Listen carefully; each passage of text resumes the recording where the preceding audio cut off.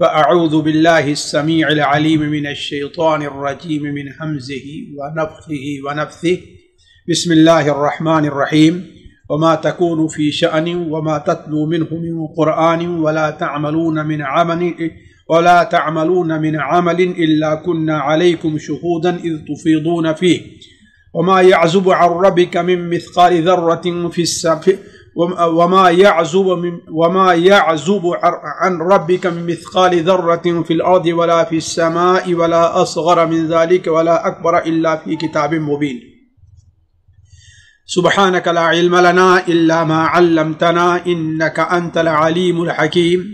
رب اشرح لي صدري ويسر لي أمري واحلل عقدة من لساني يفقهوا قولي وَاحْلُلْ عُقْدَةً مِّن لِّسَانِي يَفْقَهُوا قَوْلِي. عزیز ساتھیو، اللہ تبارک و تعالی نے ہم سے اور آپ سے دل کی جن عبادات کا مطالبہ کیا ہے اور ان پر بہت زیادہ زور دیا ہے، ان میں سے ایک عبادت مراقبہ ہے۔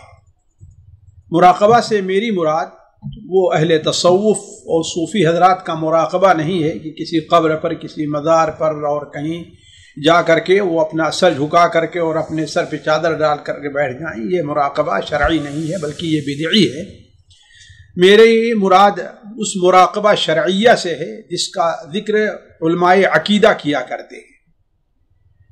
اس کا معنی کیا ہے، اس سلسلے میں اگر ہم اور آپ تھوڑی سی توجہ دے لیں تو وہ ہماری آپ کی سمجھ میں آسانی سے آ سکتا ہے۔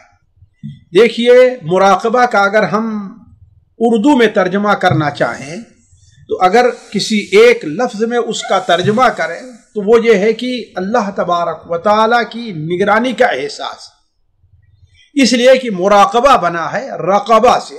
رقبہ کے معنی ہوتا ہے چوکنا رہنا، تاکنا، کھڑے ہو کر کے کھڑے کسی کا انتظار کرنا، یہ ہے اصل میں رقبہ۔ اسی سے بندے کی گردن کو، یہ جو گندر ہے اس کو بھی رقبہ کہتے ہیں، جیسے قرآن مجید میں ہے فکو رقبہ۔ تو رقبہ کے معنی گردن کے کیوں ہوتا ہے؟ اس لیے کہ بندہ جب کوئی چیز تاکنے لگتا ہے اور دیکھنے لگتا ہے تو اپنی گردن کو لمبی کرتا ہے، اٹھاتا ہے، تو اسی سے مراقبہ بنا ہے شرعی۔ اسی لفظ سے قرآن مجید میں اللہ تبارک و تعالیٰ کے ایک نام رقیب آیا ہے۔ رقیب کے لغت کے اندر معنی ہوتے ہیں محافظ اور نگراں دونوں کے، یعنی حفاظت کرنے والے اور دیکھنے والے، یعنی اس پر متنبہ رہنے والے دونوں کے آتے ہیں۔ اللہ تعالیٰ نے فرمایا ہے وَكَانَ اللَّهُ عَلَى كُلِّ شَيْءٍ رَقِيبًا، ان اللہ کان علیکم رقیبا، اللہ تمہارے اوپر نگراں اور محافظ ہے، یا اللہ تعالیٰ تمہاری ہر بات کو دیکھ رہا ہے، تمہارے ہر عمل کو پر اللہ تبارک تعالیٰ کی نظر ہے۔ یہ بات واضح کر دوں کہ ہمارے اردو میں رقیب بولا جاتا ہے، لیکن رقیب کا معنی اس سے کچھ مختلف ہے۔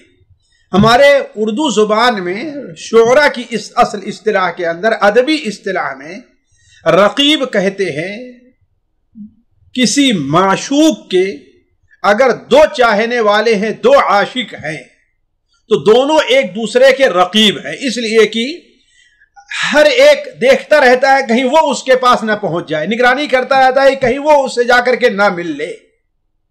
اسی سے آگے بڑھ کر کے اس کا معنی جو یعنی کسی مقابلہ آپ سے کرنے والا ہے، آگے بڑھنے کے لیے کوشش کرنے والا ہے آپ سے، یا حتیٰ کہ بسا اوقات دشمن کے معنی بھی اس کا استعمال ہوتا ہے، جیسا کہ اردو کے اندر بڑے اشعار پائے جائیں گے۔ ایک مشہور شعر ہے کہ شاعر کہتا ہے رفیقوں سے رقیب اچھے تو جل کر نام لیتے ہیں، رفیقوں سے رقیب اچھے تو جل کر نام لیتے ہیں، پھولوں سے خار بہتر ہیں کہ دامن تھام لیتے ہیں۔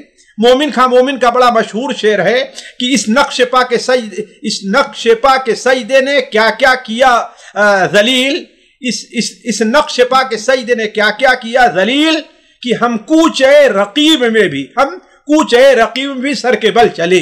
تو یہاں ان جگہ پر رقیب کیا مراد ہوتا ہے؟ عام طور ہمارا مخالف جو ہمارا دشمن ہوتا ہے، لیکن عربی میں رقیب اس کے قطعاً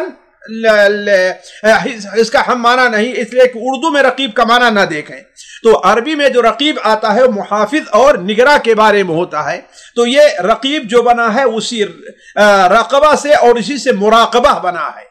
تو مراقبہ کے معنی کیا ہے؟ ایک دوسرے کی نگرانی کرنے والا یا حفاظت بھی کرنے والا۔ اور جب اللہ تبارک و تعالیٰ کے لیے یہ لفظ بولا جاتا ہے کہ مراقبہ، یعنی اللہ تبارک و تعالیٰ کے شان، یعنی ہم مراقبہ کریں، تو اس کا معنی یہ ہے کہ ہر بندہ ہر وقت یہ دھیان رکھے کہ اللہ تبارک و تعالیٰ اس کے ظاہر اور باطن سے باخبر ہے۔ سیدھے سادھے الفاظ میں یعنی بندے کو یہ احساس رہے، بندہ یہ دھیان دیتا رہے کہ ہم کوئی بھی کام کر رہے ہیں، کہیں بھی ہیں، اللہ تبارک و تعالیٰ پر ہمارا ظاہر اور باطن پوشیدہ نہیں ہے۔ جیسا کہ ابھی وہ آیت جو ہم نے آپ کے سامنے قرآن مجید کی سورہ یونس کی تلاوت کی، اللہ تعالیٰ فرماتا ہے وَمَا تَكُونُ فِي شَأْنٍ وَمَا تَتْلُو مِنْهُ مِنْ قُرْآنٍ وَلَا تَعْمَلُونَ مِنْ عَمَلٍ إِلَّا كُنَّا عَلَيْكُمْ شُهُودًا إِذْ تُفِيضُونَ فِيهِ۔ آپ کسی بھی اپنے معاملے میں ہیں، قرآن کی کوئی بھی آیت آپ تلاوت کر رہے ہیں، تم لوگ کوئی بھی عمل کر رہے ہو، تو جب تم اس میں داخل ہوتے ہو، یعنی وہ کام کرنے رکھتے ہو، تو اللہ تبارک و تعالیٰ بتا کُنَّا عَلَيْكُمْ شُهُودًا، ہم وہاں پر تمہاری نگرانی کرتے رہتے ہیں، وہاں پر اس کو دیکھتے رہتے ہیں۔ وَمَا يَعْزُبُ عَنْ رَبِّكَ مِن مِثْقَالِ ذَرَّةٍ، اور آپ کے رب کے علم سے ایک ذرے کے برابر بھی کوئی چیز نہ زمین میں نہ آسمان میں، نہ ذرے سے چھوٹی کوئی چیز نہ ذرے سے بڑی کوئی چیز اللہ تعالیٰ سے پوشیدہ نہیں۔ اللہ تعالیٰ اس کا سارا معاملہ علم اس کے بارے میں کتاب مبین کے اندر جمع کر رکھا ہے۔ تو اس پر غور کریں کہ وما تکون فی شأن وما تتلو منه من قرآن ولا تعملون من عمل الا كنا علیکم شہودا اذ تفیضون فیہ۔ تم جس معاملے میں بھی ہو، رات میں ہے تو، دن میں ہے تو، تاریکی میں ہے تو، اجالے میں ہے تو، لوگوں کے سامنے ہے تو، تنہائی میں ہے تو، کہیں پر بھی ہے، حتیٰ کہ سات سمندر کی تہ میں اگر کالے پتھر کے اوپر کوئی کالی چیونٹی بھی چلتی ہے تو اللہ تبارک و تعالیٰ اس کو دیکھ رہا ہے۔ یہ ہے اللہ تعالیٰ کے مراقبے کا معنی، کہ ہمارا ہر وقت یہ دھیان رہے کہ اللہ تبارک و تعالیٰ بندے کے ہر عمل سے، وہ عمل ظاہری ہے یا وہ عمل باطنی ہے، اللہ تبارک و تعالیٰ اس سے باخبر ہے۔ یہ ہے معنی مراقبہ کا۔ اس پر قرآن مجید میں اور حدیث پر اگر غور کریں تو اس کی بڑی اہمیت بیان ہوئی ہے۔ قرآن مجید میں بہت سی آیتیں ہیں، یہی کیا کم ہے کہ مراقبہ کسی بندے کا دین اس وقت تک مکمل نہیں ہو سکتا، کوئی اپنے دین کے تینوں درجات کو اس وقت تک نہیں پہنچ سکتا جب تک کہ اس کے اندر مراقبہ کی صفت نہ پائی جائے۔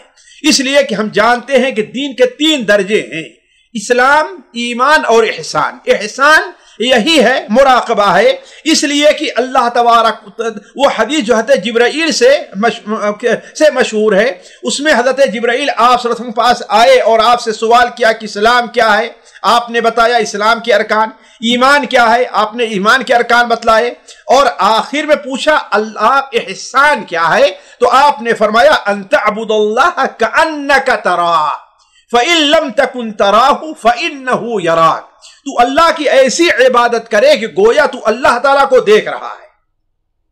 یعنی کوئی بھی عبادت کا کام کر رہا ہے اور اگر تیرے اندر یہ جذبہ نہیں پیدا ہو پاتا کہ ہاں تو اللہ کو دیکھ رہا ہے، تو کم سے کم اتنا تو ضرور ہونا چاہیے کہ تو یہ دھیان میں رکھ کہ تو کوئی بھی کام کر رہا ہے تو فَإِنَّ اللَّهَ يَرَاكَ، تیرا رب اللہ تبارک و تعالیٰ تجھے دیکھ رہا ہے۔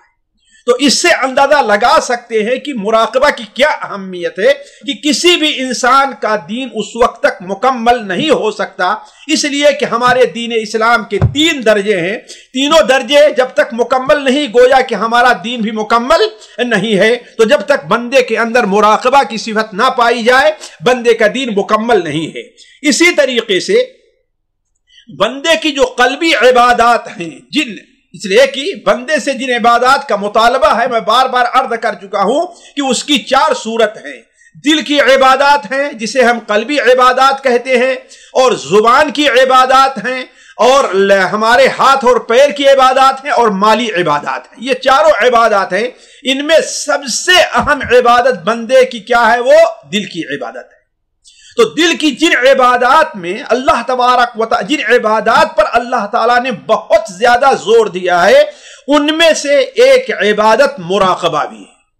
چنانچہ آپ دیکھیں گے قرآن مجید میں اللہ تبارک و تعالی نے اس پر کس قدر زور دیا ہے۔ چنانچہ آپ سورہ بقرہ سے لے کر کے آل عمران حتیٰ کہ آپ 30ویں پارے تک چلے جائیں، آپ کو ہر جگہ اللہ تبارک و تعالی، ہر جگہ یہ ملے گا کہ اللہ تبارک و تعالی مراقبے کی آپ کو دعوت دے رہا ہے۔ چنانچہ سورہ بقرہ میں اللہ تعالیٰ فرماتا ہے وَاعْلَمُوا أَنَّ اللَّهَ يَعْلَمُ مَا فِي أَنفُسِكُمْ فَاحْذَرُوهُ۔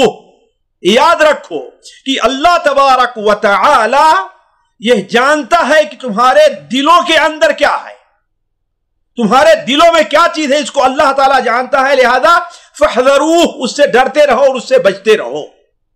اسی طریقے سے آخری پارے میں جگہ جگہ، ایک جگہ اللہ تعالیٰ فرماتا ہے ان ربک لبالمرصاد، یاد رکھو تیرا رب گھات میں بیٹھا ہے۔ یہ نہ سمجھو کوئی کام تم کر رہے ہو اللہ کی نافرمانی، اللہ کے بندوں کو تم تنگ کر رہے ہو، اللہ کے ولیوں کو تم زخم پہنچا رہے ہو، تو یہ نہ سمجھو کہ تم اللہ تعالیٰ کی پکڑ سے دور ہو۔ اسی طریقے سے سورہ قلم میں اللہ تعالیٰ نے بڑے واضح طور پر فرمایا کہ الم یعلم بان اللہ یرا، الم یعلم بان اللہ یرا، وہ نہیں جانتا ہے کہ اللہ تعالیٰ اس کو دیکھ رہا ہے، جو نبی کریم صلی اللہ علیہ وسلم کو نماز پڑھنے سے روک رہا ہے۔ ارأیت الذی ینہی عبدا اذا صلی الم یعلم بان اللہ یرا، آپ نے اس کو دیکھا کہ جو بندہ جب نماز پڑھنے، یعنی اللہ کے رسول سے نماز پڑھنے جاتے ہیں، چاہنا چاہتے ہیں، تو ابو جہل آپ کو روکنا چاہتا تھا، تو اللہ نے دھمکی دی کہ الم یعلم بان اللہ یرا، وہ نہیں دیکھ رہا ہے کہ اللہ تعالیٰ اس کو دیکھ رہا ہے۔ اسی لیے علماء کہتے ہیں کہ قرآن مجید میں مراقبہ سے متعلق جو آیتیں ہیں وہ 3 قسم کی ہے۔ یہ دعات کے لیے اور اہل علم کے لیے مفید ہے اگر اس کو تفصیل کے ساتھ لوگوں کے سامنے بیان کریں۔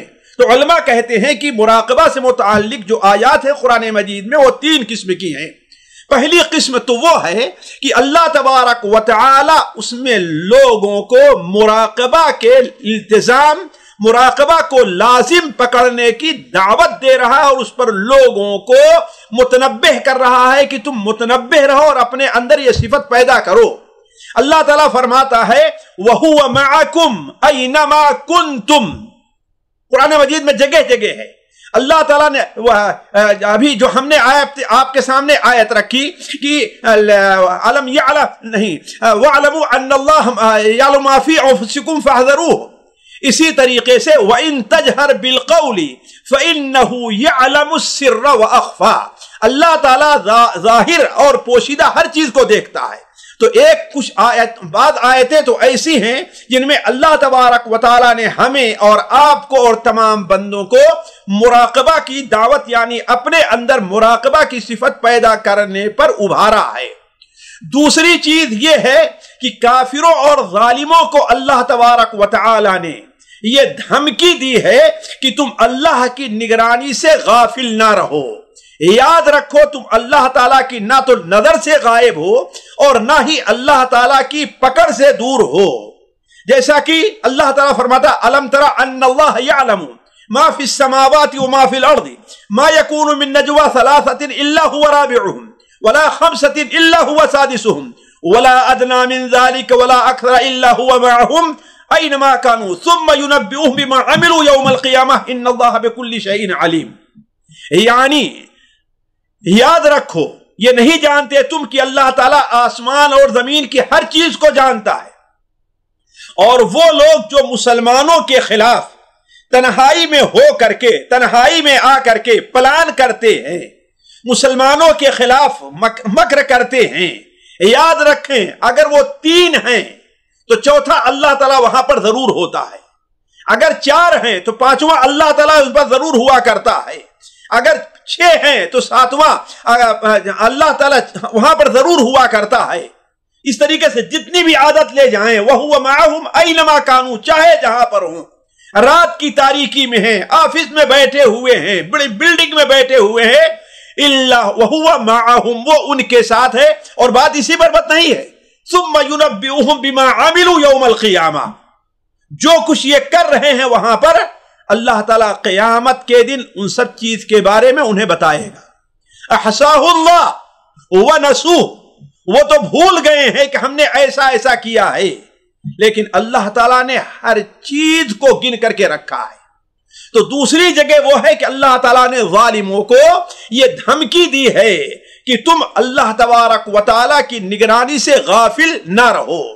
اور تیسری چیز جگہ جو آیات ہیں وہ اس سے متعلق ہے کہ اللہ تبارک و تعالیٰ اپنے بندوں کو تسلی دے رہا ہے کہ مخالفین کی ساری حرکتیں اللہ تبارک و تعالیٰ دیکھ رہا ہے، اور اللہ تبارک و تعالیٰ مشکل سے مشکل گھڑی آئے گی تو اللہ تعالیٰ آپ کی مدد کرے گا۔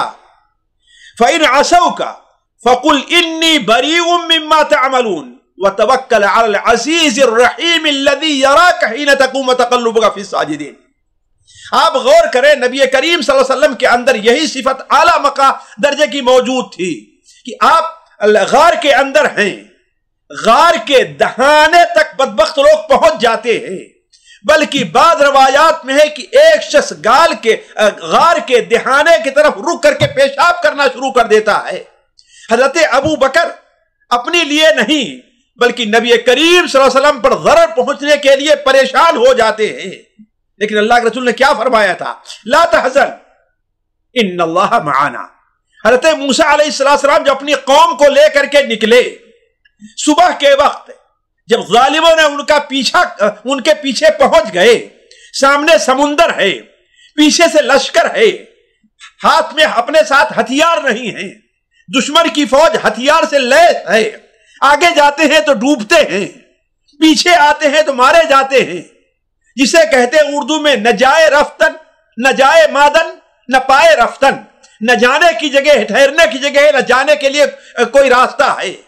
ایسے موقع پر پوری قوم پریشان ہو جاتی ہے، کہتے ہیں انا لمدرکون، اے موسیٰ آپ تو مارے گئے۔ لیکن حضرت موسیٰ علیہ السلام جو مراقبے کے اعلیٰ مقام پر پہنچے ہوئے تھے، انہوں نے کیا کہا؟ کلا ان معی ربی سیہدین، ہرگز ایسا نہیں ہوگا، ہمارے ساتھ ہمارا رب ہے جو مجھے سیدھے راستے پر دکھائے گا، ہماری مدد کرے گا۔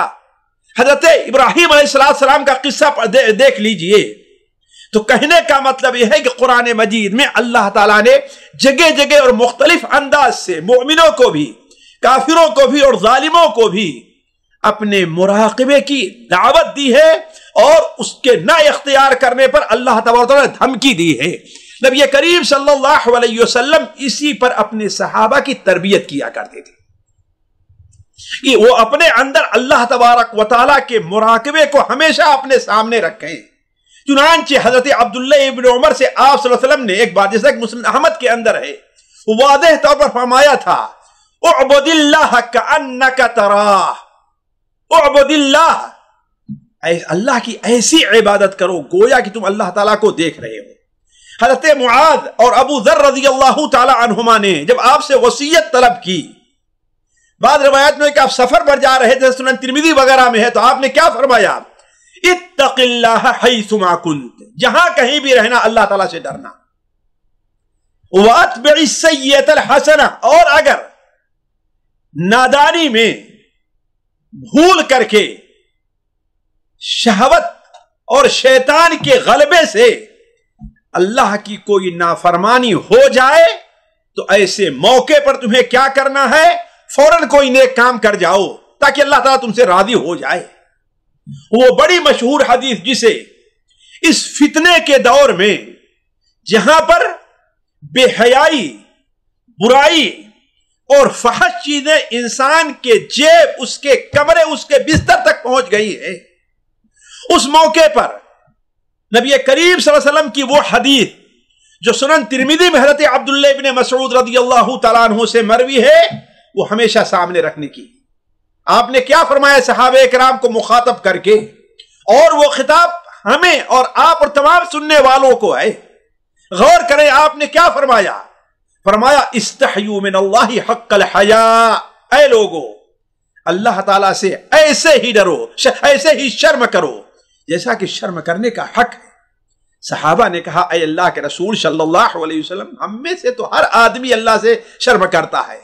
آپ نے فرمایا یہ نہیں ہے، اللہ سے شرم کرنے کا حق ہے فَلْيَحْفَظِ الرَّأْسَ وَمَا وَعَى، آنکھ سے دیکھنا چاہے تو سوچے کہ اس کا دیکھنا جائز ہے کہ نہیں جائز ہے، کان سے کچھ بولنا چاہے تو سوچے کہ اس کا کان سے کچھ سننا چاہے تو سوچے کہ اس کا سننا جائز ہے کہ نہیں جائز ہے، آنکھ سے دیکھنا چاہے، زبان سے بولنا چاہے، ہر موقع پر اسے دھیان رہے کہ ان السمع والبصر والفؤاد کل اولئک کان عنہ مسئولا، کان سے کے بارے میں سوال کیا جائے گا، دل کے بارے میں سوال کیا جائے گا، آنکھ کے بارے میں سوال کیا جائے گا، قیامت کے دن ہر چیز اس متعلق سوال کیا جائے گا۔ تو آپ نے فرمایا جو اللہ سے شرم کرنے کا حق ادا کرنا چاہتا ہے فَلْيَحْفَظِ الرَّأْسَ وَمَا وَعَى، اور کیا آگے فرمایا اس بات وَلْيَحْفَظِ الْبَطْنَ وَمَا حَوَى، اور پیٹ کے ارد گرد کیا چیزیں ہیں اس کی حفاظت کر لیں، سر اور سر جن چیزوں کو شامل ہے اس کی حفاظت کر لیں، پیٹ اور پیٹ کے ارد گرد ساری چیزیں، پیٹ ہے، معدہ ہے، دل ہے، شرمگاہ ہے، ساری چیزیں ہیں تو انسان اس کی حفاظت کر لے، یعنی ان کا استعمال اللہ کی مرضی کے موافق ہو، اور یہ دیکھے انسان کہ جو چیز ہم کھا رہے ہیں آیا یہ اللہ تعالیٰ کے اجازت ہے اس کے لیے کہ نہیں اجازت ہے۔ اسی طریقے سے آپ نے کیا بیان فرمایا وَلْيَذْكُرِ الْمَوْتَ وَالْبِلَا، موت اور موت کے بعد سڑ گل جانے کو یاد رکھے، جس نے یہ کر لیا اس نے اللہ تعالیٰ سے شرم کرنے کا حق ادا کر دیا۔ تو نبی کریم صلی اللہ علیہ وسلم اس سے اندازہ لگائیں کہ مراقبہ کی اہمیت کیا ہے، کہ آپ عمومی طور پر بھی خصوصی طور پر بھی، کہ اگر میں حدیثیں آپ کے سامنے پیش کرتے چلوں تو بات پورا موضوع اسی پر ختم ہو جائے گا، کس طریقے سے اللہ کے رسول صلی اللہ علیہ وسلم لوگوں کی اس پر تربیت کیا کرتے تھے۔ وہ حدیث جو صحیح مسلم میں ہے، حضرت ابو مسعود بدری رضی اللہ عنہ بیان فرماتے ہیں کہ ایک بار میں اپنے غلام پر بہت ناراض تھا، بڑے غصے میں تھا اور اس کو پیٹ رہا تھا اور وہ کہہ رہا تھا اعوذ باللہ، لیکن میں اسے چھوڑنے کے لیے تیار نہیں ہوا، لیکن پیچھے سے سنتا ہوں کہ کوئی آواز دے رہا ہے یا ابا مسعود، یا ابا مسعود، یا ابا مسعود۔ میرے غصے کا عالم یہ تھا کہ میں سمجھ نہیں پایا کہ کس کی آواز ہے۔ اتنی دیر میں وہ کہتا اعوذ برسول اللہ، میں اللہ کے رسول کی پناہ میں آتا ہوں۔ میرے کان کھڑے ہوئے کہیں اللہ کے رسول یہاں موجود تو نہیں ہے، میں پیچھے مڑ کر کے دیکھتا ہوں تو اللہ کے رسول صلی اللہ علیہ وسلم کھڑے ہیں۔ آپ نے کہا اے ابو مسعود، اس مجبور غلام پر جتنا تمہیں قدرت حاصل ہے اس سے زیادہ قدرت اللہ تعالیٰ کو تمہارے اوپر حاصل ہے۔ ابو مسعود کا یہ سننا تھا، گویا آپ تربیت کر رہے تھے کہ مار رہے ہو تو دیکھو کہ اللہ تعالیٰ اس کا حساب لینے والا ہے، اگر ناحق ہے تو قیامت کے دن اللہ تعالیٰ اس سے متعلق تمہارے بارے تم سے سوال بھی کرے گا۔ تو کہنے کا مطلب کہ اللہ کے رسول صلی اللہ علیہ وسلم اپنے صحابہ کی مراقبہ پر تربیت کیا کرتے تھے، اس لیے آپ دیکھیں آپ کو دسیوں سینکڑوں حدیثیں ایسی مل جائیں گی جن میں مراقبہ کی اہمیت، اس کے فضائل، اس کا طریقہ سارا کچھ بیان ہوا ہے۔ تو کہنے کا مطلب یہ ہے کہ اسلام کے اندر مراقبہ کی بڑی اہمیت ہے، اور اس کی فضیلت سے متعلق صرف ایک حدیث میں آپ کے سامنے رکھوں گا، ورنہ جو ہے وہ بات لمبی ہو جائے گی۔ اللہ کے رسول صلی اللہ علیہ وسلم کی وہ حدیث جو عام طور پر آپ لوگ سنتے ہیں، میں اس حدیث کو پڑھنے لگا، اس حدیث کے اوپر آپ غور کیجئے جس میں آپ صلی اللہ علیہ وسلم نے ارشاد فرمایا کہ سبعۃ یظلھم اللہ فی ظلہ یوم لا ظل الا ظلہ۔ دیکھیں 7 قسم کے لوگ ایسے ہیں جنہیں قیامت کے دن جہاں پر کوئی سایہ نہیں ہوگا، نہ کوئی درخت ہوگا، نہ کوئی پہاڑ ہوگا، نہ کوئی گھر ہوگا، کوئی سایہ نہیں ہوگا، اور سورج 1 میل کی اونچائی پر اپنی گرمی پھیلا رہا ہوگا۔ تو اس دن اللہ تبارک و تعالیٰ کچھ لوگوں کو اپنے فضل سے اپنے سائے میں رکھے گا، اپنے عرش کا سایہ ہو یا اپنی طرف سے کوئی سایہ پیدا کر دے، اللہ تعالیٰ اپنے سائے میں رکھے گا۔ وہ کون سے لوگ ہیں ذرا آپ غور کریں، ان ساتوں میں اکثر وہ ہیں جن کے اندر اللہ تبارک و تعالیٰ کے مراقبہ کی صفت پائی جاتی ہے۔ مثال کے طور پر ان میں ایک شخص وہ بھی ہے، رجل دعته امرأة ذات منصب و جمال، وہ شخص، وہ جوان شخص جسے کوئی خوبصورت اور اعلی مقام، اعلی خاندان، اعلی عہدہ رکھنے والی عورت اسے گناہ کی خود دعوت دیتی ہے، لیکن وہ کیا کہتا ہے؟ انی اخاف اللہ، مجھے اللہ کا ڈر ہے۔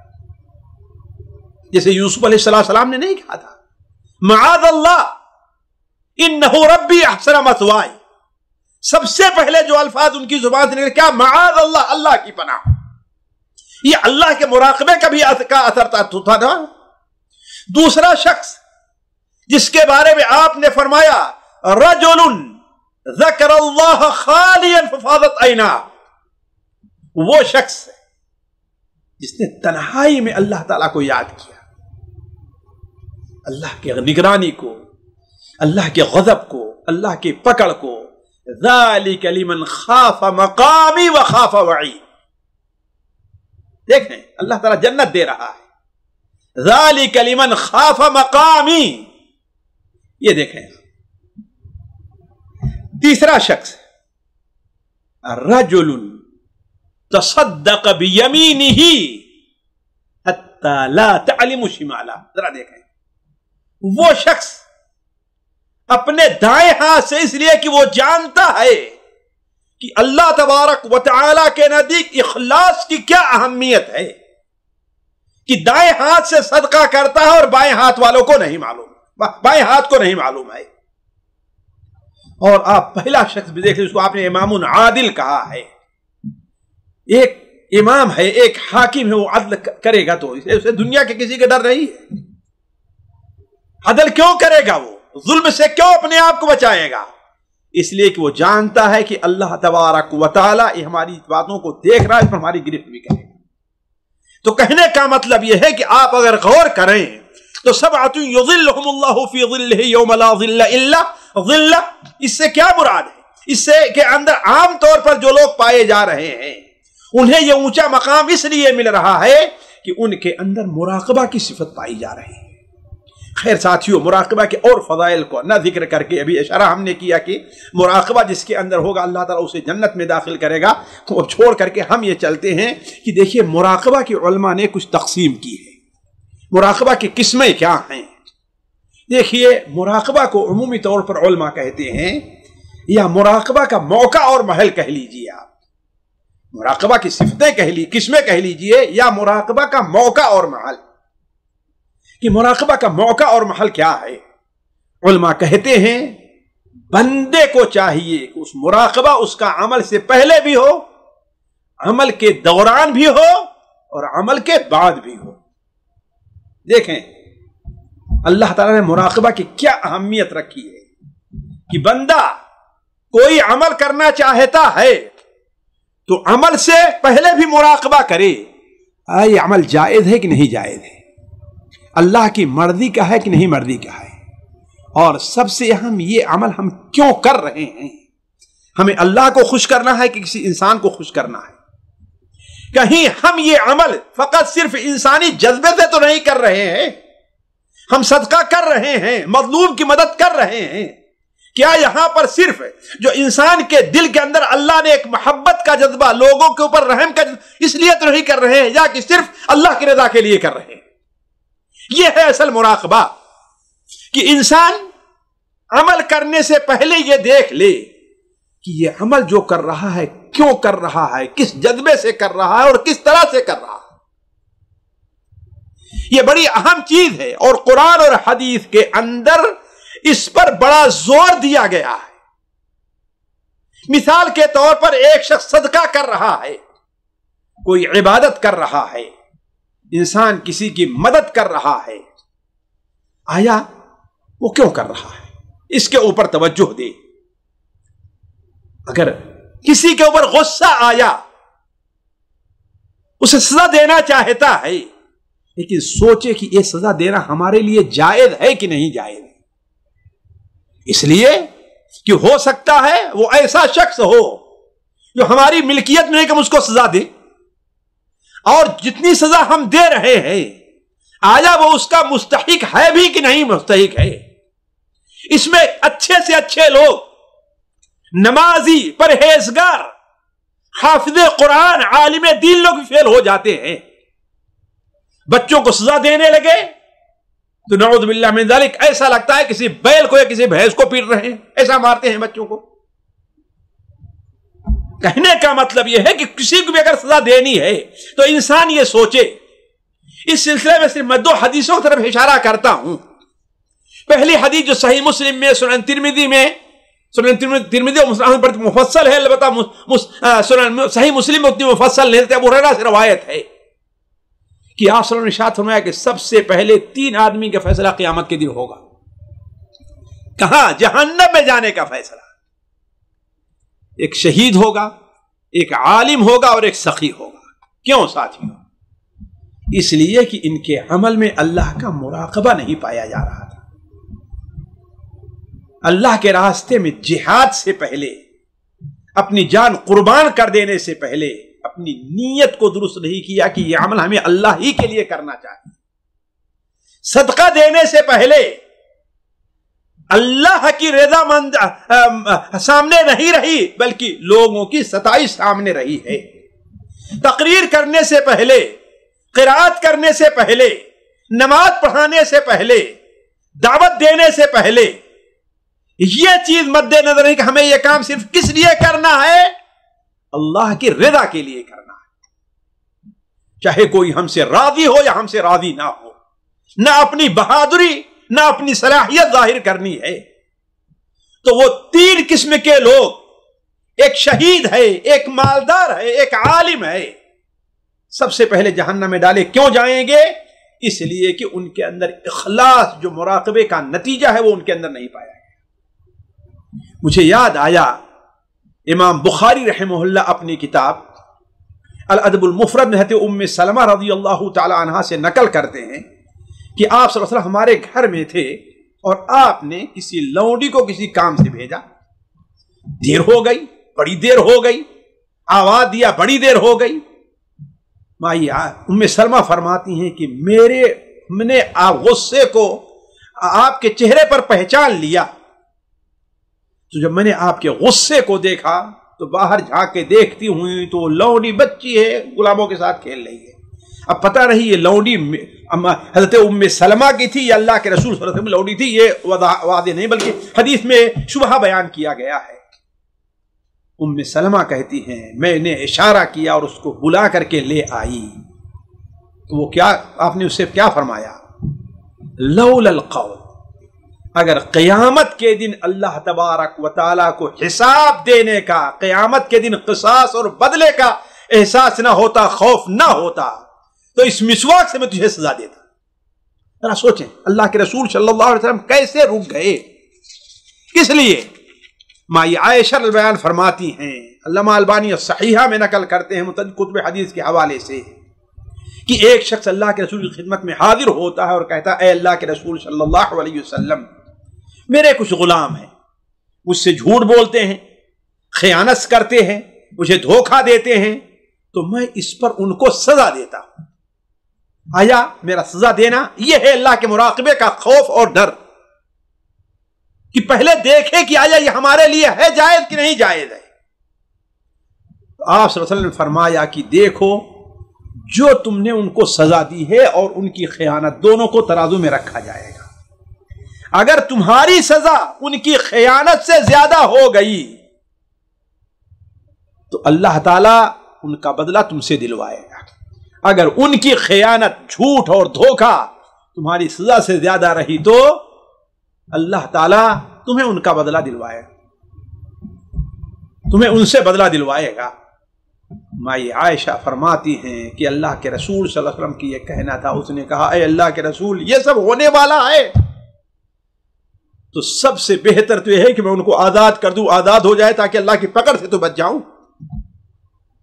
تو کہنے کا مطلب یہ ہے کہ بات لمبی نہ ہو، اگر یہ انسان سوچے کہ اللہ تبارک و تعالی ہم جو بھی کام کر رہے ہیں اللہ تبارک و تعالی پر وہ چیز پوشیدہ نہیں ہے، وہ چیز پوشیدہ نہیں ہے۔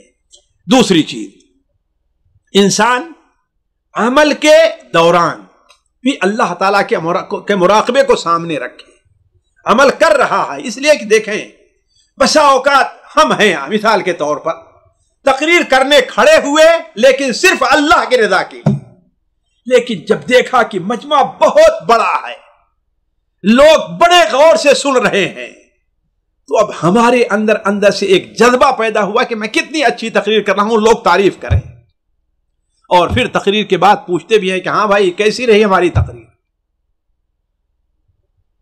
شروع میں خالص اللہ کے لیے کیا تھا۔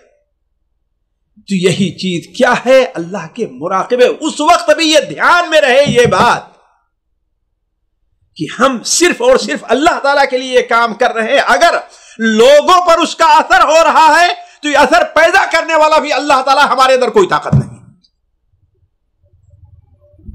چنانچہ نبی کریم صلی اللہ علیہ وسلم نے اسی لیے بیان فرمایا کہ جب تم میں کا کوئی شخص نماز میں کھڑا ہوتا ہے فَإِنَّ اللَّهَ قِبَلَ وَجْهِهِ، اللہ تبارک و تعالی اس کے سامنے رہا کرتا ہے، لہذا اپنے سامنے نہ تھوکے۔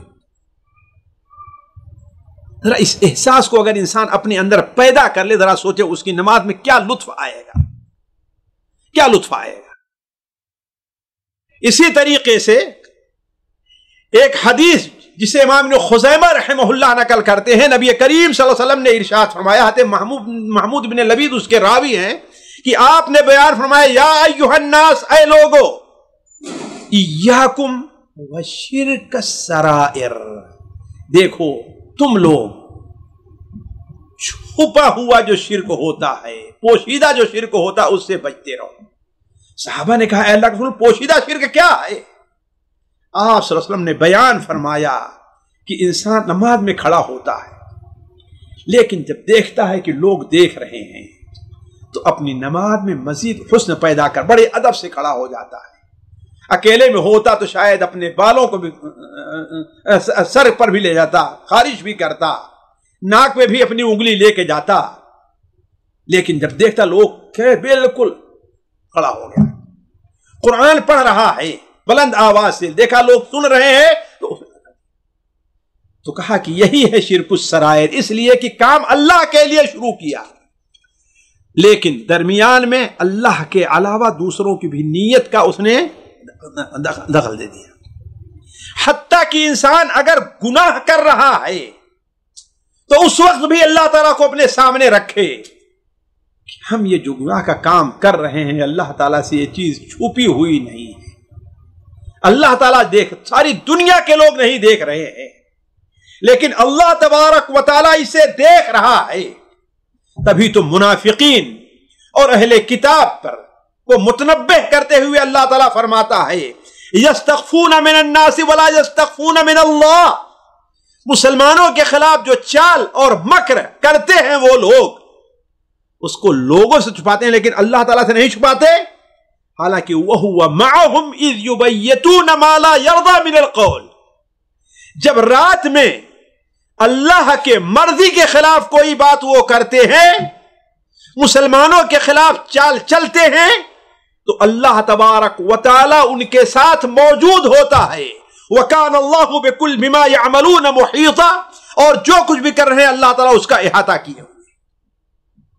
اسی طریقے سے ساتھیوں عمل کے بعد بھی ہم نے کہا تھا، علماء کہتے ہیں کہ مراقبہ کی 3 قسمیں ہیں، یا ہم نے کہا تھا یہ کہیے کہ مراقبہ کے 3 مجال ہیں۔ پہلا مجال عمل سے پہلے ہے، اور دوسرا عمل کے دوران ہے، اور تیسرا کیا ہے؟ عمل کے بعد ہے۔ یعنی اس کا معنی کیا ہے؟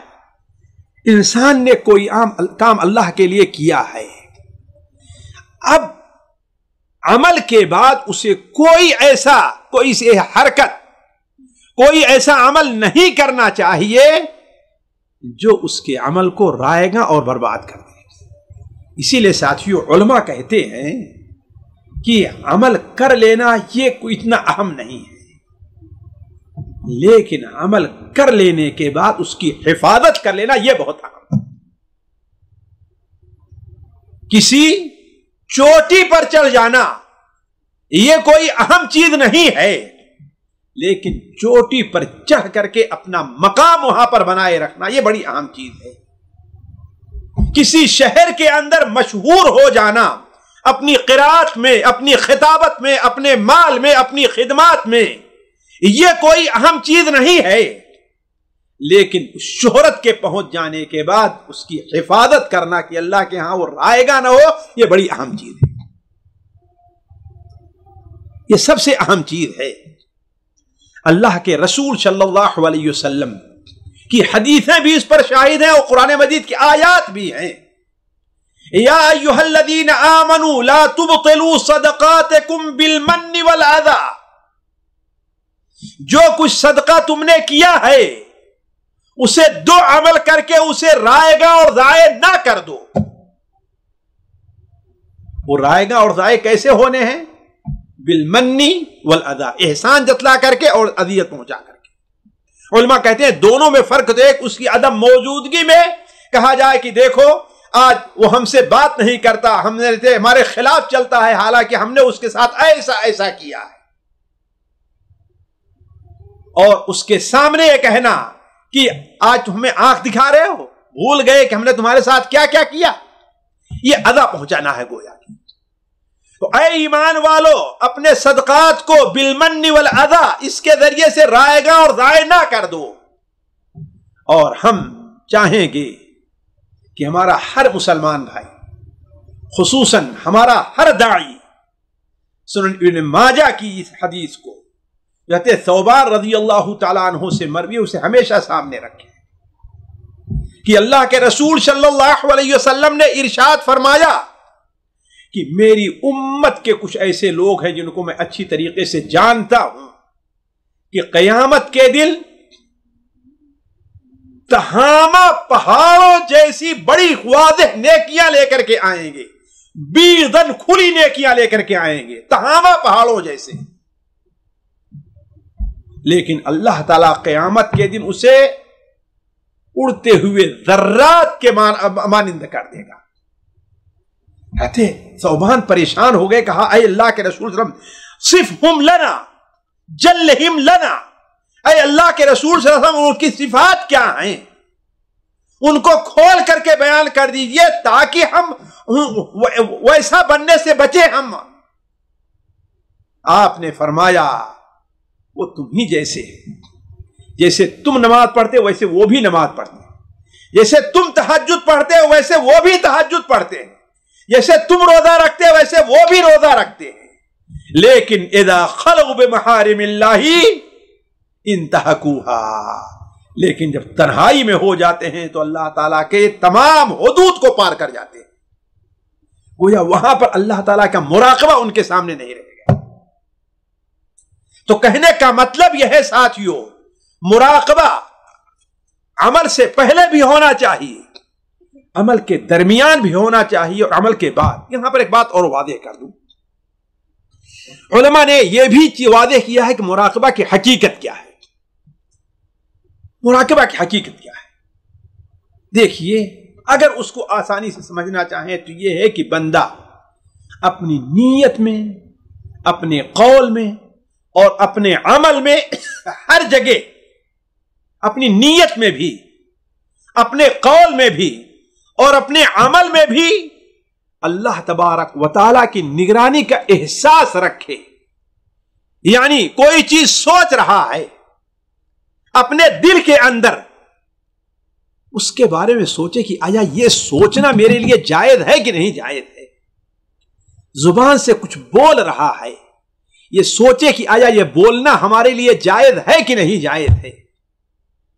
اور کوئی عمل کر رہا ہے، کسی کو کچھ، کسی سے لے رہا ہے، کسی کو دے رہا ہے، کسی کو مار رہا ہے، کسی کو کھلا رہا ہے، کسی کو نواز رہا ہے، تو آیا یہ ہمارے لیے جائز ہے کہ نہیں جائز ہے؟ یہ تینوں چیزیں اگر بندے کے اندر پائی گئیں تو وہ مراقبے کی حقیقت کو پہنچ گیا ہے۔ اور بعض علماء نے کہا کہ مراقبہ کی قسمیں ہیں کہ انسان اپنی نیت کا بھی مراقبہ کرے، اپنے اقوال کا بھی مراقبہ کرے اور اپنے افعال کا بھی مراقبہ کرے، اس لیے کہ اللہ تبارک و تعالی انسان کے دلوں کے بھید کو جانتا ہے۔ وَلَقَدْ خَلَقْنَا الْإِنسَانَ وَنَعْلَمُ مَا تُوَسْوِسُ بِهِ نَفْسُهُ وَنَحْنُ أَقْرَبُ إِلَيْهِ مِنْ حَبْلِ الْوَرِيدِ۔ ہم نے انسان کو پیدا کیا ہے اور اس کے دل میں جو وسوسے ہوتے ہیں اسے بھی ہم جانتے ہیں۔ يَعْلَمُ خَائِنَةَ الْأَعْيُنِ وَمَا تُخْفِي الصُّدُورُ، آنکھوں کی خیانت کو اور دل نے جو چھپا رکھا ہے دلوں میں اللہ تعالیٰ اس کو بھی جانتا ہے۔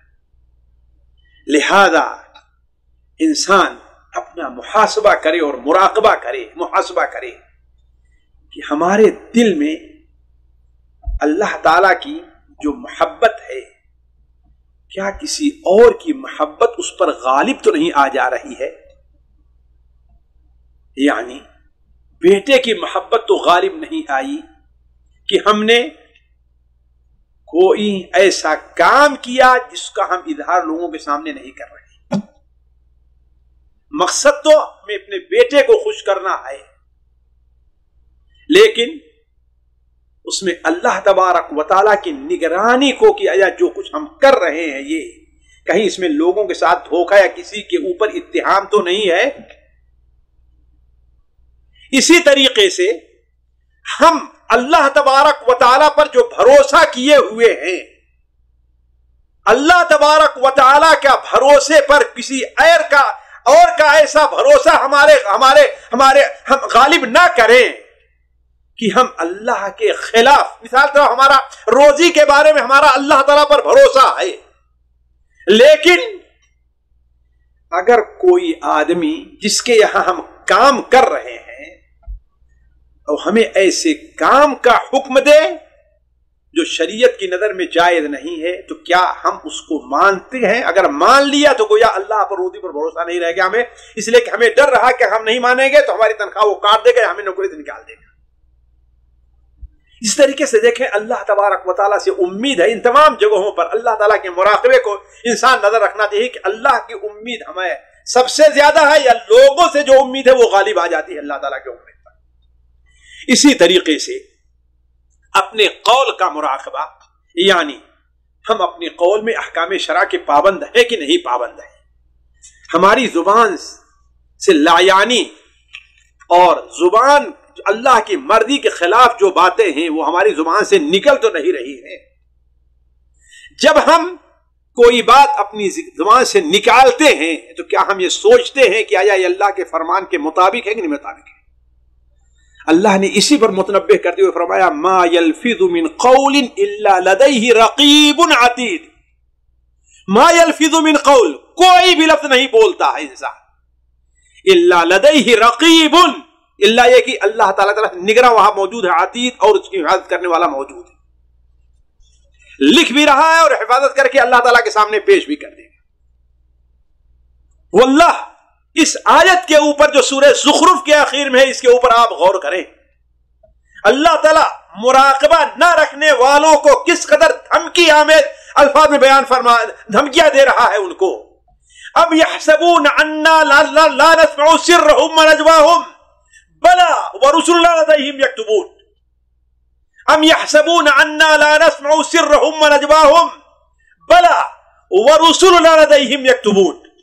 کیا وہ یہ سمجھتے ہیں کہ ہم ان کی پوشیدہ باتوں کو اور ان کی سرگوشیوں کو ہم نہیں سن رہے ہیں؟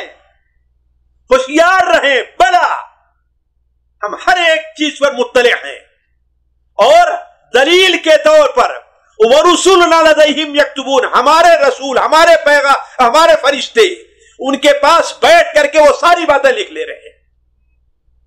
یہ آیت کس قدر جھجھوڑ دینے والی ہے ایک مومن کو جس کے دل میں اللہ تبارک و تعالیٰ کا خوف، اللہ تعالیٰ کا مراقبہ ہونا چاہیے۔ अम यहसबून अन्ना ला नस्मउ सिर्रहुम व नजवाहुम, क्या उन्होंने यह समझ रखा है कि हम उनके सरगोशियों को और उनकी पोशीदा बातों को, उनके राजों को हम नहीं सुन रहे हैं? हम सुन रहे हैं, और सिर्फ सुन ही रहे हैं बल्कि फरिश्तों के जरिए उसको लिख करके रख भी ले रहे हैं। इसी तरीके से इंसान कोई काम करना चाहे, उस मौके पर भी ये ध्यान रहे कि हम ये काम क्यों कर रहे हैं। जैसा कि हमने बताया है कि उसके काम से पहले भी और काम के बाद भी और काम के दौरान भी, जैसा कि अल्लाह ताला ने फरमाया वमा तकूनु फी शानिन वमा तत्लु मिन्हु मिन कुरआन, कोई भी मामला है, कोई भी इबादत है, अल्लाह ताला सब कुछ देख रहा है वहां पर, उस पर नजर रखे हुए है। साथियों, खैर बात बड़ी लंबी हो गई, लेकिन मैं जल्दी से थोड़े से ये आपके सामने वादे कर दूं कि अल्लाह ताला के मुराकबे का फायदा क्या है और अल्लाह ताला के अल्लाह का मुराकबा हमारे अंदर क्यों पैदा हो। साथियों, मौजू बड़ा लंबा था, लेकिन उसको हमने इख्तिसार के साथ किया, वरना उसके लिए 2 मजलिसें भी काफी नहीं होती। लेकिन चूंकि 2 मजलिसें हो जाती हैं तो आमतौर पर लोग जो है वो सुनने के लिए ज्यादा तैयार नहीं होते, इसलिए हमने एक मजलिस में उसको रखने की कोशिश की है। देखिए, मुराकबा का फायदा क्या है। सबसे पहला फायदा साथियों जो मुझे सबसे ज्यादा पसंद है वो ये है कि जिस बंदे के अंदर मुराकबा पाया जाएगा वो अल्लाह ताला के साथ उतने ही ज्यादा बड़े अदब से पेश आएगा। आप जानते हैं कि अल्लाह ताला का अदब वाजिब है। अल्लाह ताला की बेअदबी गुनाह, बल्कि बसा औकात अल्लाह की बेअदबी कुफ्र तक पहुंचा सकती है इंसान। तो अल्लाह ताला का अदब हमारे लिए ऊपर वाजिब है अदा करना। और आप जानते हैं कि अगर हम ये देखें, अकेले में बैठे रहे हैं तो हमारा पैर कैसे रहेगा, हमारा सर भी खुला रहेगा, हमारी टांगें भी खुली रह सकती हैं और हम उल्टे सीधे लेटे भी रहेंगे।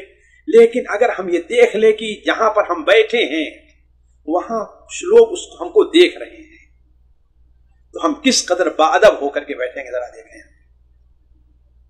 और यही अल्लाह ताला के मुराकबे का खौफ था। हज़रत उस्मान गनी रज़ी अल्लाह ताला अन्हु क़ज़ाए हाजत के लिए भी जाते थे तो अपने जब तक फारिग सर को नहीं उठाया, अल्लाह से शर्म करते हुए अपने सर को नहीं उठाया करते थे। इस पर बहुत से सहाबे किराम की हालत ये थी। आप सूरे हूद के इब्तिदा में वो जो आयत है यसनून सुदूरहुम, वो आयत जो है उसकी तफसीर आप देख लिया सहाबा की क्या कैफियत थी। तो कहने का मतलब यह है कि जो शख्स अल्लाह तबारक व तआला का मुराकबा जिस कदर ज्यादा रखेगा, मिसाल के तौर पर साथियों, हमसे कोई बड़ा आदमी हो, हमसे कोई बात करा, हमसे कोई कर रहा है, हम उससे कोई बात कर रहे हैं, तो क्या हम उससे बात करते हुए दाएं और बाएं देखेंगे हम? कतान ये बेअदबी होगी। हम अल्लाह ताला के लिए नमाज में खड़े होते हैं तो कैसे है? तो कहने का मतलब यह है कि मौजू बड़ा लंबा है, इसी पर आप गौर कर ले कि जो शख्स जिस कदर अल्लाह तबारक व तआला का मुराकबा अपने अंदर रखेगा, अल्लाह ताला के अदब को उतना ही ज्यादा रखेगा। इमाम हाफिज ज़हबी रहमहुल्लाह अपनी किताब सियर अलामिन नुबला के अंदर एक से जायद जगह हज़रत सालिम बिन अब्दुल्लाह इब्न उमर रज़ियल्लाहु अन्हुम के बारे में नकल करते हैं कि एक बार वो खाने काबा में थे कि अब्बासी खलीफा अल मंसूर ने उनको देखा और अलैक सलह के बाद पेशकश करता है कि मैं आपकी कोई खिदमत कर सकता हूं। तो उन्होंने क्या जवाब दिया था? जवाब दिया कि अल्लाह के घर में रह करके किसी और से मुझे कुछ मांगते हुए शर्म आती है। ये है साथियों, देखिए अल्लाह का अदब। यानी वहां उनके वालिद हज़रत अब्दुल्लाह इब्न उमर रज़ियल्लाहु ताला अन्हु तवाफ कर रहे थे। उरवा इब्न जुबैर अपने वक्त के आलिम और जुबैर इब्न अव्वाम के बेटे वो भी उनके साथ थे। मौका को गनीमत समझा तन्हाई और कहा कि हजरत, मैं आपकी बेटी सौदा या सफिया क्या नाम है, मैं वो चाहता हूं कि आप उनकी मुझसे शादी कर दें। कुछ भी एक लफ्ज भी नहीं बोले हजरत अब्दुल्लाह इब्न उमर, एक लफ्ज भी नहीं बोले। हजरत उरवा इब्ने जुबैर कहते हैं मुझे बड़ी उलझन परेशानी हुई कि क्या हमने कह दिया। यहां तक कि जब मदीना आए और मैं उनसे मुलाकात के लिए गया तो उन्होंने कहा कि तुमने सौदा का हाथ मांगा था। अच्छा सौदा ऐसे कुछ नाम है। हमने कहा कि हाँ। कहा अभी चाहते हो? कहा तुमने उस वक्त हमसे हाथ मांगा था, पैगाम दिया था कि हम अल्लाह तबारक व तआला को गोया अपने सामने देख रहे थे, उसके घर का तवाफ कर रहे थे। वहां मैं किसी और बात में मशगूल होना हमने मुनासिब नहीं समझा है। तो ये देखिए अल्लाह ताला का अदब। तो अगर कोई शख्स मुराकबा अपने अंदर पैदा कर ले तो पहला फायदा यह होगा कि अल्लाह का वादा। दूसरा फायदा यह होगा कि जन्नत में दाखिला आसान होगा। किसी बुजुर्ग से किसी ने पूछा है कि जन्नत में कैसे मिलेगी। आज के लोग ये सवालात कहां करने वाले हैं, गुजर गए जो लोग करते थे। उन्होंने कहा तुम 5 चीज अपने अंदर पैदा कर लो, अल्लाह तुम्हें जन्नत में दाखिल कर देगा। तुम्हारे अंदर इस्तिकामत हो, तलव्वुन ना हो। तुम्हारे अंदर जद्दोजहद यानी इबादत और दीन के लिए कोशिश हो, उसमें सुस्ती ना हो।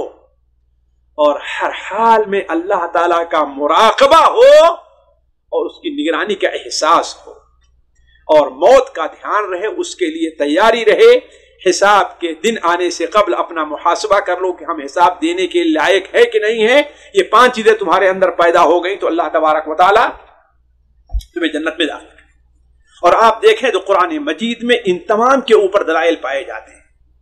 मिसाल के तौर पर एक जगह अल्लाह ताला फरमाता है मन खशियर रहमान बिल गैब फबश्शिरहु बिमग़फ़िरतिन व अजरिन अज़ीम। मन खशियर रहमान बिल गैब व जाअ बिक़ल्बिन मुनीब उदखुलूहा बिसलामिन ज़ालिका यौमुल खुलूद। सूरह क़ाफ़ में देखिए वउज़लिफ़तिल जन्नतु लिलमुत्तक़ीन, यानी आप देखें करीब जो है उसमें क्या है, अल्लाह ताला क्या फरमाता है जन्नत किसको मिले। मन खशियर रहमान बिल गैब, जो गायबाना तौर पर अल रहमान से डरता रहा। व जाअ बिक़ल्बिन मुनीब, और इनाबत वाला दिल जिसमें इनाबत अल्लाह की तरफ रग़बत है। तो अल्लाह क्या फरमाया उदखुलूहा बिसलाम। हत्ता कि क़यामत के दिन जब मुमिनीन जन्नत में जाएंगे, एक दूसरे से बैठेंगे तो उनमें आपस में गुफ्तगू होगी कि भाई तुम जन्नत में कैसे आए, तुम्हारा अमल क्या था, तुम्हारा अमल क्या था, तुम्हारा अमल क्या था। तो उनमें ज्यादातर लोगों का अमल यह होगा कि हम दुनिया में हर जगह अल्लाह ताला का खौफ, एक मुराक़बा की जो सूरत है वो अपने अंदर रखा करें। वअक़बल बअदुहुम अला बअदिन यतसाअलून क़ालू इन्ना कुन्ना क़ब्लु फ़ी अहलिना मुश्फ़िक़ीन। दुनिया के अंदर हम अपने अहल में थे तो वहां भी अल्लाह ताला का से डरते रहते थे। इसी तरीके से जो शख्स अपने अंदर मुराक़बा की सिफत पैदा करेगा, आप यकीन माने कि वो शख्स गुनाहों के अंदर कम मुलव्वस होगा। और अगर किसी गुनाह के अंदर मुलव्वस हो भी गया तो फौरन उससे तौबा कर लेगा। अल्लाह के रसूल सल्लल्लाहु अलैहि वसल्लम ने मोमिन के बारे में क्या फरमाया, इन्नल मुमिन खुलिका फत्तानन नस्तव्वाबन नस्सान इज़ा ज़ुक्किरा तज़क्कर। तबरानी के अंदर अब्दुल्लाह इब्न अब्बास की हदीस है, अल्लामा अलबानी उसे सहीह में नकल करते हैं कि मोमिन खोली का पैदा किया गया क्या, मुफत्तनन, यानी वो फितने के अंदर वाक़े हो जाता है, गुनाह में पड़ जाता है, लेकिन बाकी तौबा फौरन तौबा कर लेता है। नस्सान भूल जाता है, लेकिन जब उसे याद दिलाए तो अल्लाह ताला को याद कर लेता है। आप देख लें कि कुरान मजीद में जगह जगह अल्लाह तबारक व तआला ने इस पर तवज्जो दिलाई है। इसी तरीके से बंदे के अंदर अगर मुराक़बा हो तो उसका एक बहुत बड़ा फायदा यह होता है कि अल्लाह तबारक व तआला के अहकाम की अदायगी में यह सिफत मददगार साबित होती है। बंदा लोगों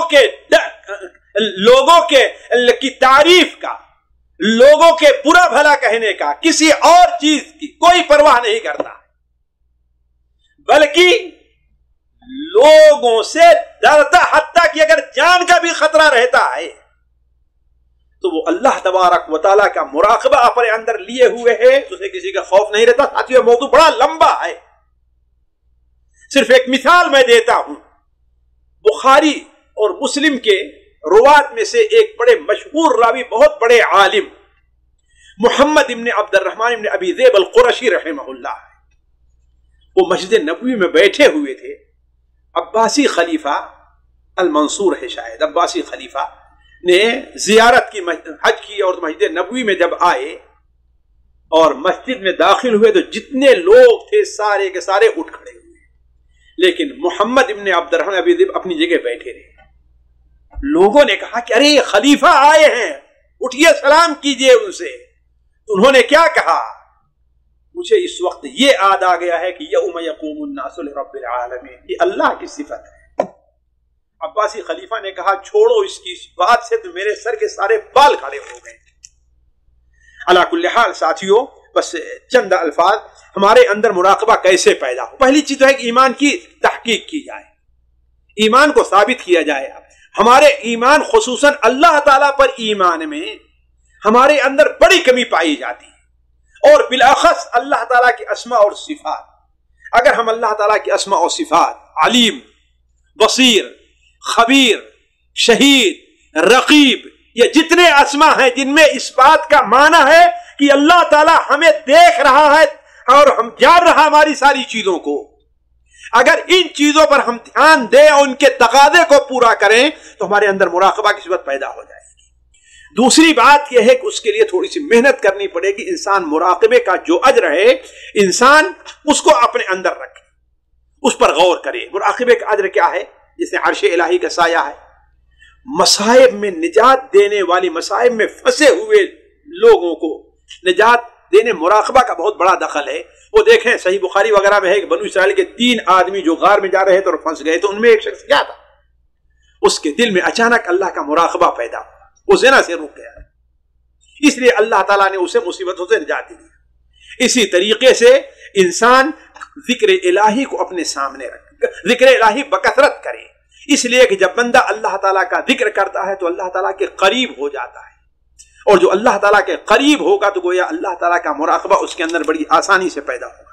قرآن مجید کی تلاوت کرے، قرآن مجید کی تلاوت کرے، اس لیے کہ قرآن مجید، اللہ تبارک و تعالی نے قرآن مجید کو دل کی بیماریوں کا علاج بنایا ہے، اور مراقبے کے اندر کمی جو ہے وہ دل کے اندر شہوات اور خوف اور شبہات کی جو بیماریاں وہ رہتی، اس کی وجہ سے انسان کے دل میں جو ہے وہ مراقبے میں کمی پیدا ہوتی ہے، اور قرآن کیا ہے؟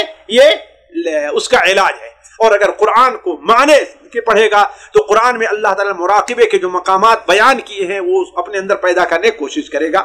اور آخری چیز، اس میں تفصیل سے نہ جا کر کے، انسان دعا کو دامن نہ چھوڑے کہ اللہ تعالیٰ اس کے اندر یہ صفت پیدا کر دے۔ اور اللہ کے رسول کی بہت سی حدیثیں اس سلسلے میں ہیں۔ بعض حدیثوں میں وارد ہے کہ آپ صلی اللہ علیہ وسلم بیان فرمایا وَأَسْأَلُكَ خَشْيَتَكَ فِي الْغَيْبِ وَالرِّضَا، یہ سنن نسائی کے اندر ان حدیثوں میں سے ہے۔ حضرت عمار ابن یاسر کی شاید روایت ہے، حضرت عمار کی، اور یہ ان حدیثوں کے اندر ہے جن جو دعائیں ان دعاؤں میں ہے جو دعا تشہد کے اندر یعنی درود و سلام کے بعد پڑھی جاتی ہیں۔ ان میں کیا ہے کہ وَأَسْأَلُكَ خَشْيَتَكَ فِي الْغَضَبِ وَالرِّضَا فِي الْغَيْبِ وَالشَّهَادَةِ، اے اللہ تعالیٰ ہم لوگوں کے سامنے رہیں، ہم تنہائی میں رہیں، جب بھی رہیں، اے اللہ تعالیٰ ہر جگہ مجھے تیری خشیت لاحق رہے۔ ساتھیوں، یہ چند باتیں تھیں جو اللہ تعالیٰ کی مراقبہ، اللہ تعالیٰ کی نگرانی کے احساس سے متعلق آپ کے سامنے رکھی گئی ہیں۔ اللہ تعالیٰ سے دعا ہے کہ اللہ تعالیٰ ہمیں اور آپ کو اس نعمت سے نوازے۔